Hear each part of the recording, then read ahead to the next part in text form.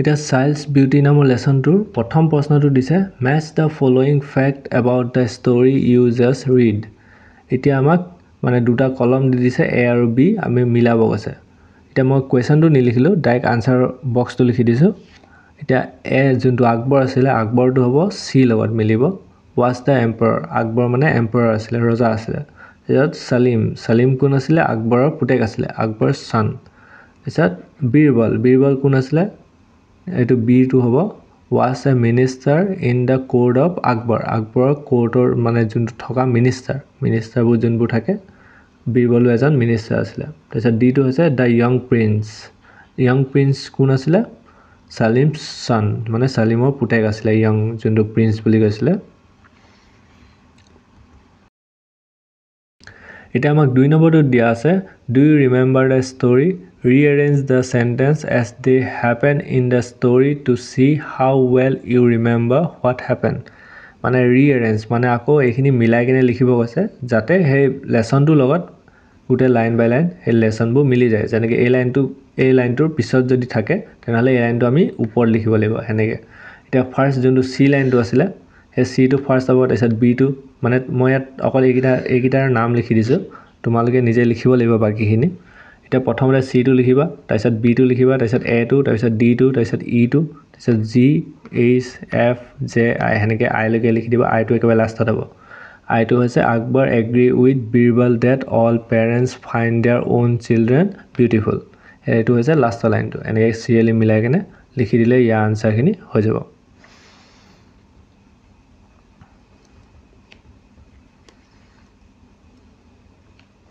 এটা 3 নম্বৰটো দিছে read the lesson once again and find the answer to the following question work with a partner discuss the answer with your partner and share them with the class মানে ইয়াত কোৱেশ্চনখিনি আগৰ যিমান মনত আছে কোৱেশ্চনখিনি লিখিব কৈছে এটা প্ৰথম প্ৰশ্নটো দিছে why was আকবৰ happy মানে আকবৰ কিয় আনন্দিত আছিল আনসাৰটো হৈছে Akbar was very happy as his son Salim had a son মানে ইয়াত ক'ব বিচাৰিছে যে আকবৰ হ্যাপি হোৱা কাৰণটো হ'ল যে সেলিমৰ এটা পুতেক হ'ল সেই কাৰণে আকবৰ হ্যাপি আছিল তাত বি টো দিছে who used to say there is no children more beautiful than my grandson মানে কোনে এই কথাষাৰ কৈছিল যে there is no children more beautiful than my grandson এই কথাষাৰ কোনে কৈছিল এই কথাষাৰ কৈছিল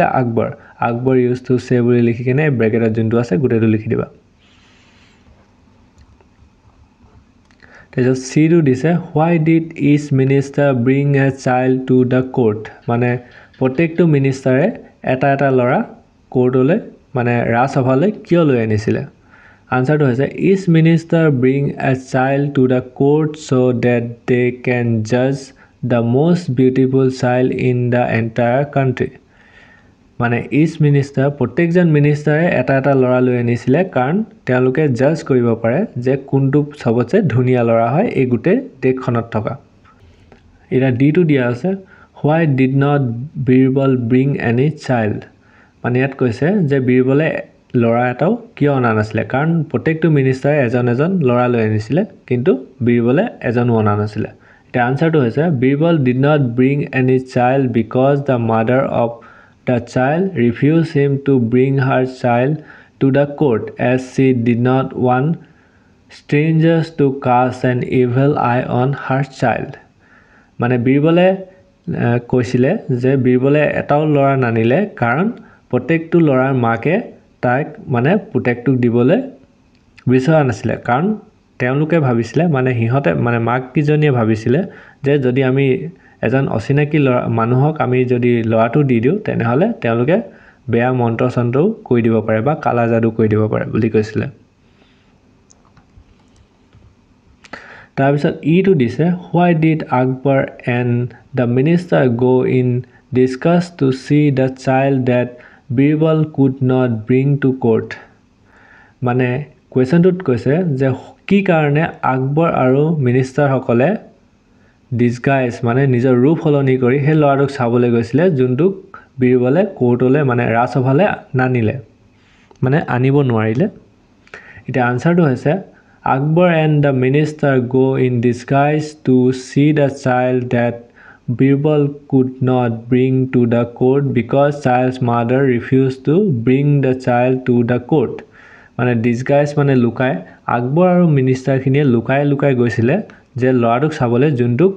বীৰবলে মানে ৰাজসভালৈ আনিব নোৱাৰিলে তাৰপিছত তাৰ কাৰণটো কি হ'ল যে মাকে মানে যোনটো ল'ৰা আছিলে সেই ল'ৰাটোৰ মাকে কোৰ্টলৈ নিবলৈ ল'ৰাটোক দিয়া নাছিলে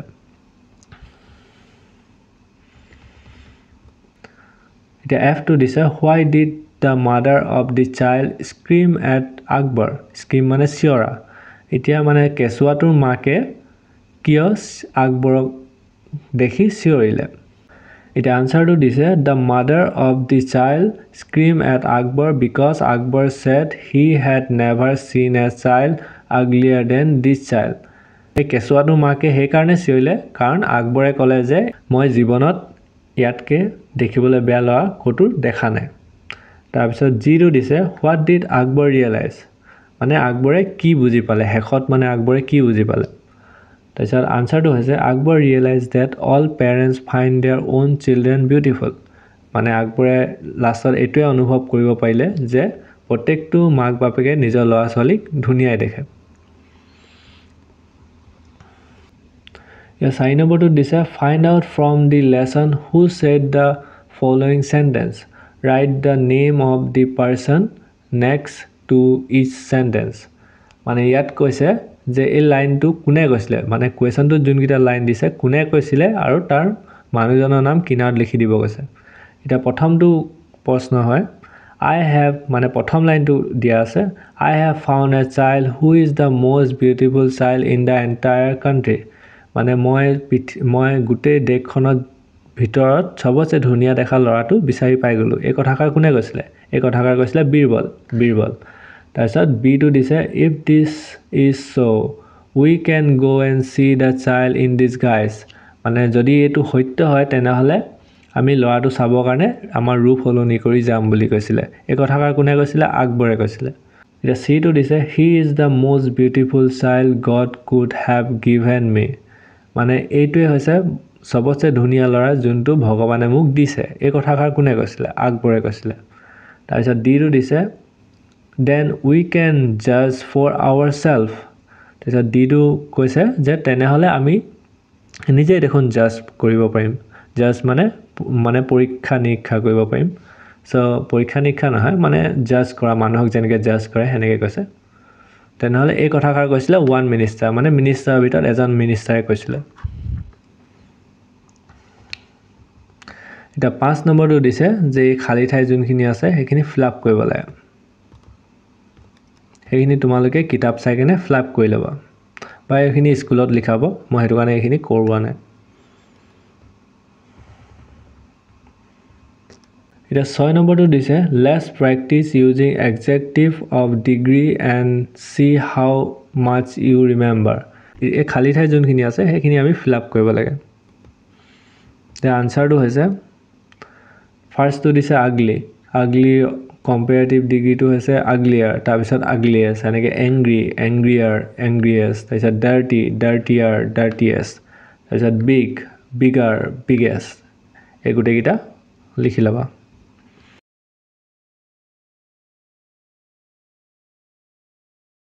The 7 নম্বৰটো দিছে read the following sentence identify the subject and the find verb in each clause in the sentence write S under the subject and F under the find verb